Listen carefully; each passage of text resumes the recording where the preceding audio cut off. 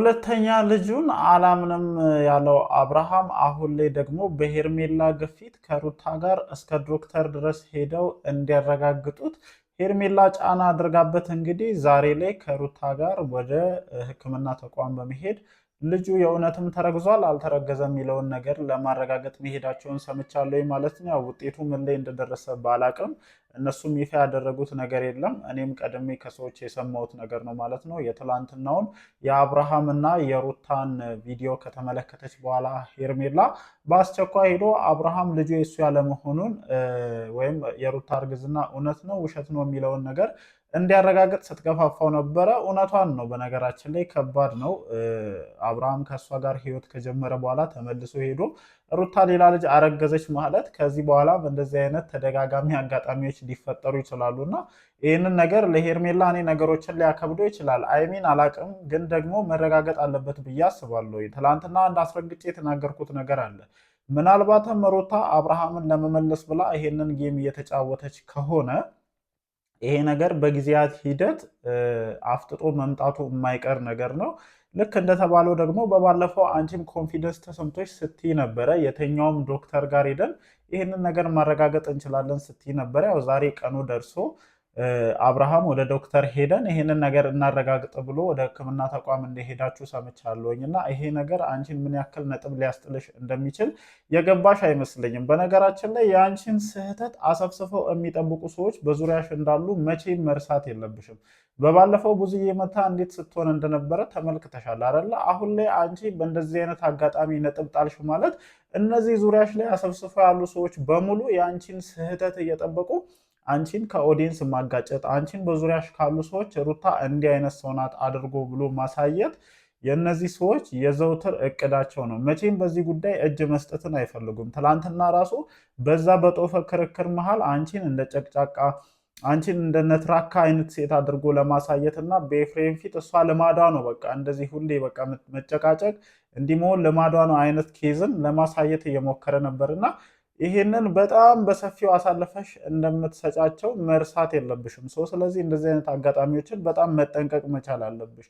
አድርገሽ እንኳን ከሆነ ምናልባት እኔ እንጃ እንደዚህ አይነት ነገር ተቀልጃለሽ የሚል እሳቤ የለኝም፣ ግን አንዳንዴ በሰዎች ግፊት ምክንያቱም በጣም የዋ ስለሆንሽ በዙሪያሽ ያሉ ሰዎችን በጣም እንደምትሰሚ ስለማቀም ይሄ ነገርም እያስፈራኝ ስለሆነ ነው ጋይስ እኔ እያልኩ ያሉት ማለት ነው። ምክንያቱም የፈለገ ነገር ቢሆን ሩታ ለእንደዚህ አይነት ነገር እንትን ትላለች ብዬ አላስብም። በእርግጥ እግዚአብሔር ነው ልጅን የሚሰጠው፣ ግን ደግሞ አሁን ላይ እነሱ ካሉበት ሁኔታ አንጻር ወይም ገና ልዑሌም ካለመጠንከሯ አንጻር ትንሽ ነገሮች ይከብዳሉ ብዬ አስባለሁ። ምክንያቱም ይሄም ተመሳሳይ አይነት ይዘት ያለው ነገር በእኔም ህይወት ላይ ተከስቶ ስለነበር ነው እምላችሁ ማለት ነው። በጣም ከባድ ነው፣ ግን እግዚአብሔር የሰጠውን ነገር ደግሞ ከመቀበል ወደኋላ አትሉም እና ምናልባት አብርሽን ወደ ቤት ለመመለስ እና ከአብርሽ ጋር ያለኝን ነገር በዚህ ምክንያት አስተካክላለሁ ብለሽ አስበሽ ከሆነ እጅግ በጣም ዋጋ እንደሚያስከፍልሽ ነው የምነግርሽ። ምክንያቱም አንቺን ክፉ አድርገው አንቺን ሴረኛ አድርገው ለማሳየት እጅግ በጣም የሚጥሩ ሰዎች ስለሆኑ እንደዚህ አይነት አጋጣሚዎችን ስትሰጫቸው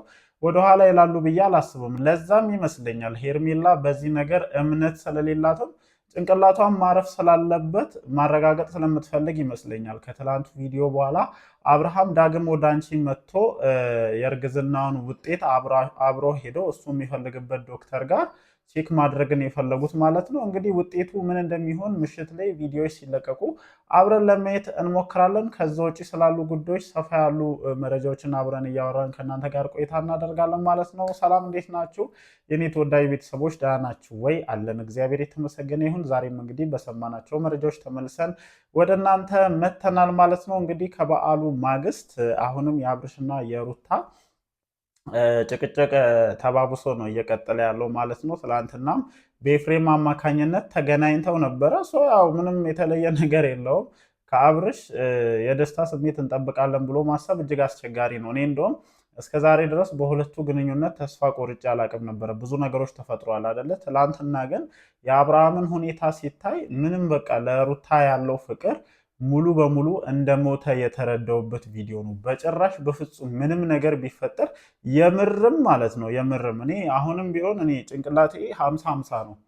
የሩታን እርግዝና ማምኖ መቀበል አልፈለገም። ለምንስ ተዋሻለች የሚለው ነገር ጭንቅላቴ ላይ ያለና የምር እንኳን ሩታ እርግዛ ቢሆን አብርሃም ወደ ሩታ መመለስ እንደማይፈልግና ሄርሜላ ጋር የቀመሰው ነገር ወደ ሩታ እንደማይመልሰው በጣም እርግጠኛ ሆኛለሁኝ። እና ይሄ ትንሽ በጣም አስቸጋሪ ነው። ለሩታ ነው አሁንም ጠለቅ ያለ መልእክቴን ማስተላለፍ የምንፈልገው ማለት ነው። በዚህ ልክ እኛን የማይፈለገንን ሰው እየተከተለን ህይወታችንን ማበላሸት አለብን ብዬ አላስብም።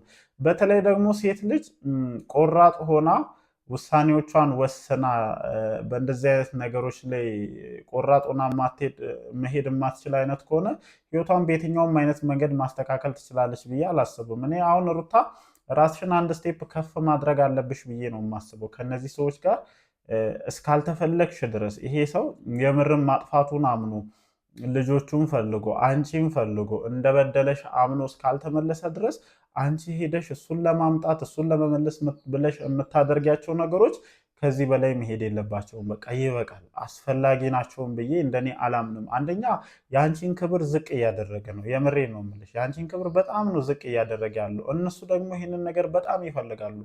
ምክንያቱም አንቺ ያገኘሽው ቦታ አለ በተመልካች ዘንድ አብርሽን ይዘሽ መተሽ የደረሳችሁበት ደረጃ ምንም ጠንካራ ሴትነትሽን እያንዳንዱ ነገሮችሽ ከዚህ ቀደም የነበሩ ነገሮች ይመሰክራሉ እና ያቺን ነገር ከአንቺ ላይ ማንሳት ይፈልጋሉ እና እያንዳንዱን አጋጣሚ መጠቀም ይፈልጋሉ።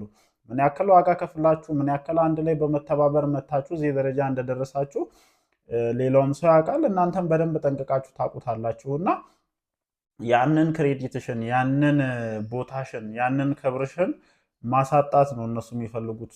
አሁን ላይ ደግሞ አንቺ የምታደርጊያቸው ነገሮች እነሱን ለሚፈልጉት ነገር እንደ መሰላል ሆኖ እየጠቀማቸው ነው ያሉት። በተለይ ደግሞ ይሄ አሁን ላይ የመጣው ነገር እኔ በጣም ስጋት ውስጥ እየከተተኝ ነው ያለው። ምክንያቱም ምናልባት ይሄ እርግዝና ባይፈጠር አንቺን እንደ ውሸታም አንቺን እንደ አጭበርባሪ አድርጎ ለማሳየት እንደ ጥሩ ማሳያ ነው የሚሆናቸው። እመኑኝ ይሄ ነገር ውሸት መሆኑ ሲረጋገጥ እነ ብዙዬን ጨምሮ በዙሪያዋ ማለት ነው እንዲህ አሰፍስፈው ያሉ ሰዎች መጥተው የዚችን ልጅ ክሬዲት ለማሳጣት ወይም እችን ልጅ መጥፎ አድርጎ ለማሳየት በጣም ነው የሚሯሯጡትና ምናልባት እኔ እውነት ቢሆን በጣም ደስተኛ ከሚሆኑ ሰዎች የመጀመሪያው ነኝ። እግዚአብሔር ይመስገን ልውሌ እህትም ወይም ወንድምም ያገኛል። ግን ደግሞ ምናልባት ይሄ ነገር እኔ በጣም እንትን እያለኝ ስለሆነ ነው። ምክንያቱም ያለውን የጊዜ ሂደት ምናምን አንዳንድ ነገሮችን ለመመልከት ስትሞክሩ ይሄ ነገር ትንሽ የሚከብድ አይነት ነገር ይመስለኛል እና አንቺም የተወሰነ ጊዜ ቆይተሽ ማለት ነው ፉል እርግጠኛ ሆነሽ ብትመጪ የተሻለ ነበር ብዬ ነው የማስበው። እና ለዛም ነው አብርሃም ድርቅ ብሎ እንትን እያለ ያለው። በቃ የሆነ አይነት ነገር እንዳለ ልቡ እያሰበ ስለሆነ ነው። ለዛም ይመስለኛል ዛሬ ሄርሜላም ዳግም ዶክተር ጋር ከአንቺ ጋር ሄዶ ቼክ እንዲያደርግ ጭምር ገፋፍታ የላከችውና አይሚን ውጤቱን አብረን ለማየት እንሞክራለን። ውጤቱን ለማስቀየር ምናምን ብዙ ነገሮች ነው አሁን የሰማሁት ማለት ነው። ምክንያቱም ከጀርባ አብርሃም የሕክምናውንም ውጤት ለማስቀየር ራሱ የሚያውቀው ዶክተር ጋርም ይዟት ሄዷል ምናምን የሚባሉ ነገሮችን እየሰማሁኝ ነው። እና ይህ ነገር እጅግ በጣም ጥንቃቄ ይፈልጋል ብዬ አስባለሁ። በዚህ ሁሉ መሀል አንቺን መጥፎ አድርገው ማሳየት ነው ትልቁ ታርጌታቸው እና በእንደዚህ አይነት መንገድ ነጥብ ላለመጣል እጅግ በጣም ጥንቃቄ ማድረግ መቻል አለብሽ ብዬ አስባለሁ። ከዛ ውጪ ፈልጎ ይምጣ እንጂ አንቺ እሱም ፈልገሽ መሄድ የለብሽም ብዬ ነው አሁን እማምነው ማለት ነው። በቃ ምንም ነገር ከፈለገ ማሳወቅ ያለብሽን ነገር በቃ እዚህ ሚዲያ ላይ ወጥተሽ አሳውቂ። ይመለከተኛል ይሄ ጉዳይ የምርም እኔን የሚነካ ጉዳይ ነው ካለ ይምጣ። አንቺ እሱን ፈልገሽ በሄድሽ ቁጥር እያሳየ ያለው ነገር በተለይ ትላንትና ያየነው ነገር የንቀት አይነት ነገር ነው። በቃ የልጁ እናት ነሽ አስቢው፣ ከማንም እንደማትበልጭ አይነት ነገር አድርጎ ነው ሲያወራ የነበረው እና ይሄ ነገር በእኔ በኩል አስፈላጊ ነው ብዬ አላስብም። ለማንኛውም እስኪ በኋላ ላይ ምን ይፈጠራል፣ የዶክተሮቹ ውጤትስ ምን ይላል፣ አብረው ሄደው እንግዲህ ቼክ እንዳደረጉ ጭምር ነው የሰማሁት። አብረን ለማየት እንሞክራለን ማለት ነው። ምሽት በሚለቁት ቪዲዮ ተገናኝተን ሀሳባችንን እንሰጣለን። ይመቻችሁ።